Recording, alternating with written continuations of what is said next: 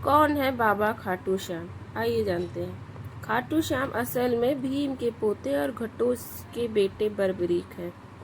इन्हीं इन्हीं की खाटू के श्याम के रूप में पूजा की जाती है।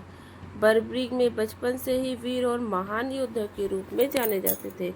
इन्हें भगवान शिव को प्रसन्न किया था और इन्हें 3 अमोघ बाण प्राप्त हुए थे।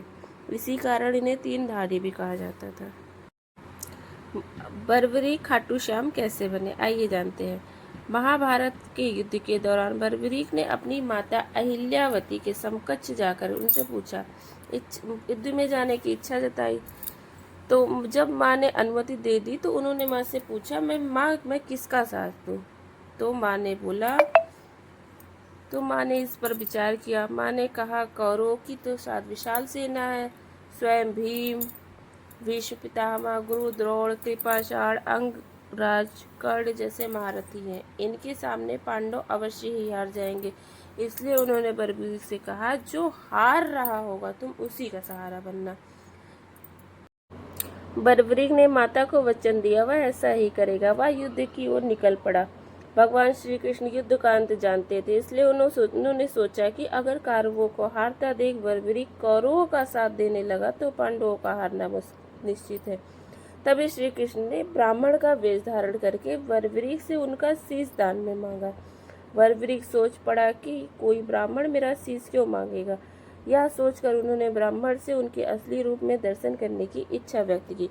भगवान श्री कृष्ण ने उन्हें अपने विराट रूप का दर्शन दिया। इस पर उन्होंने अपनी तलवार निकालकर श्री कृष्ण के चरणों में अपना सिर अर्पण कर दिया। श्री कृष्ण ने तेजी से उनके शीश को अपने हाथ में उठाया एवं अमृत से सींचकर अमर कर दिया। उन्होंने श्री कृष्ण के संपूर्ण युद्ध देखने की इच्छा प्रकट की। भगवान ने उनके शीश को युद्ध भूमि के समीप ही सबसे ऊंची पहाड़ी पर सुशोभित कर दिया। युद्ध की समाप्ति के बाद सभी पांडव विजय का श्रेय अपने ऊपर लेने लगे। आखिरकार निर्णय के लिए सभी श्री कृष्ण के पास गए तो बोले, मैं तो स्वयं व्यस्त था, इसलिए मैं किसी का पराक्रम नहीं देख सका। ऐसा करते हैं, सभी बर्बरीक के पास चलते हैं। वहां पहुंचकर भगवान श्री कृष्ण ने उनसे पांडवों के पराक्रम के बारे में पूछा।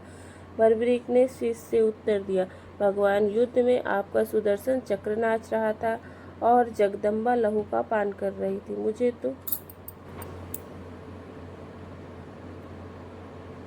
मुझे तो लोग कहीं भी नजर नहीं आए। बर्बरीक का उत्तर सुनकर सभी की नजरें झुक गई। तभी श्री कृष्ण ने उनसे प्रसन्न होकर उनका नाम श्याम रखा।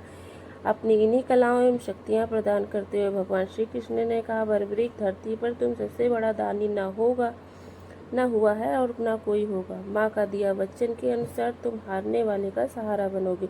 लोग तुम्हारे दरबार में आकर जो भी मांगेंगे। इस तरह से खाटू श्याम मंदिर का अस्तित्व में आया। अगर आपको मेरी द्वारा दी गई जानकारी अच्छी लगी हो तो प्लीज़ चैनल को सब्सक्राइब करिएगा, वीडियो को लाइक करिएगा और कमेंट में जय श्री श्याम लिखना ना भूलिएगा।